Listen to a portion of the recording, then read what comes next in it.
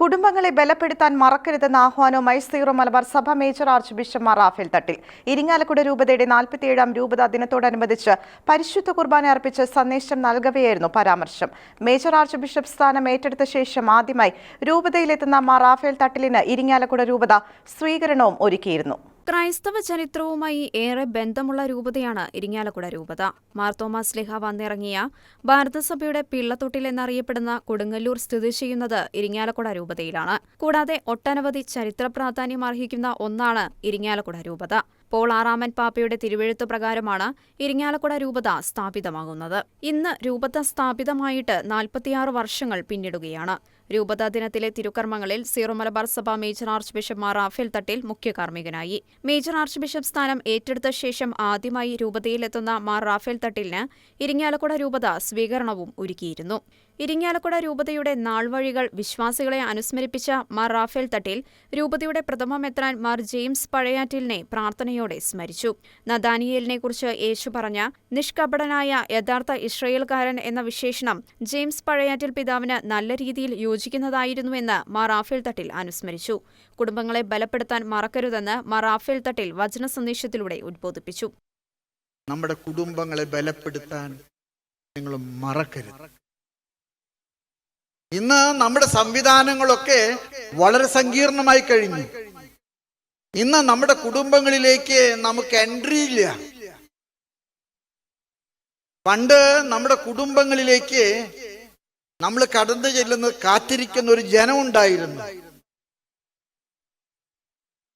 പലപ്പോഴും നമ്മുടെ പഴയ അച്ഛന്മാര് കുടുംബ സന്ദർശനത്തിലൂടെയാണ് വളർച്ചയുടെ വഴികൾ വെട്ടിയത്. ഇന്ന് കുടുംബ സന്ദർശനങ്ങള് നമ്മുടെ കയ്യിൽ നിന്ന് കൈമോശം വരാൻ പാടില്ല. തുടർന്ന് നടന്ന പൊതുസമ്മേളനത്തിൽ സീറോ മലബാർ സഭ major archbishop Mar Raphael തട്ടിലിന് ഔദ്യോഗികമായി സ്വീകരണം നൽകി. തട്ടേൽ പിതാവ് സമാധാനത്തിന്റെ അംബാസിഡറാണെന്ന് ഇരിങ്ങാലക്കുട രൂപത അധ്യക്ഷൻ മാർ പോളി കണ്ണൂക്കാടൻ പറഞ്ഞു. ജൂൺ 9 ഫ്രാൻസിസ് മാർപ്പാപ്പ ത്രികാല ജപത്തിന് ശേഷം പബ്ലിക്കിനെ അഡ്രസ് ചെയ്ത വേളയിൽ പറഞ്ഞു, യുദ്ധം ചെയ്യുന്നതിനേക്കാൾ കൂടുതൽ ധീരത വേണം സമാധാനം സ്ഥാപിക്കാൻ. യുദ്ധം ചെയ്യുന്നതിനേക്കാൾ കൂടുതൽ ധീരത വേണം സമാധാനം സ്ഥാപിക്കാൻ. തട്ടിപ്പിതാവ് യഥാർത്ഥത്തിൽ is an ambassador of peace. സമാധാനത്തിൻ്റെയും കൂട്ടായ്മയുടെയും ശക്തനായിട്ടുള്ളൊരു വക്താവാണ്. അജപാലന തലങ്ങളിൽ ധീരമായ കാൽവീപ്പുകൾ നടത്തി നവമായ ദിശാബോധം സഭയ്ക്കു നൽകാൻ കഴിവുണ്ടെന്ന് മുൻകാല പ്രവർത്തനങ്ങളിലൂടെ അദ്ദേഹം തെളിയിച്ചിട്ടുണ്ട്.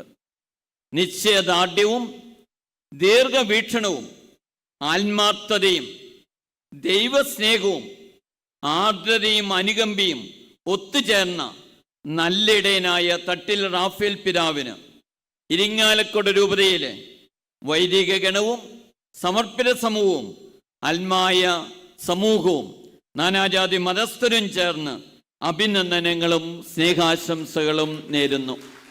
ദൈവാരാധനയിൽ അധിഷ്ഠിതമായ വിശ്വാസ ജീവിത പരിശീലനവും കുടുംബങ്ങളുടെ ശാക്തീകരണവുമാണ് രൂപത ലക്ഷ്യമിടുന്നതെന്ന് മാർ പോളി കണ്ണൂക്കാടൻ ചൂണ്ടിക്കാട്ടി. വയനാട്ടിലെ ഭവന നിർമ്മാണ പുനരധിവാസ പ്രവർത്തനങ്ങൾക്കായി രൂപതയിൽ നിന്ന് 1,20,00,000 രൂപ KCBC പ്രതിനിധി ഫാദർ ജേക്കബ് മാവുങ്കലിന് കൈമാറി. രൂപതയുടെ 2023 വർഷത്തെ കേരള സഭാതാരം അവാർഡ് കൊച്ചിൻ ഇന്റർനാഷണൽ എയർപോർട്ട് മുൻ MD VJ കുര്യൻ IASന് major archbishop Mar Raphael Thattil സമ്മാനിച്ചു. രൂപതയുടെ സുവർണ ജൂബിലിക്ക് ഒരുക്കമായി ആരംഭിക്കുന്ന സുവർണഗേഹം പദ്ധതിയും സമ്മേളനത്തിൽ ഉദ്ഘാടനം ചെയ്തു.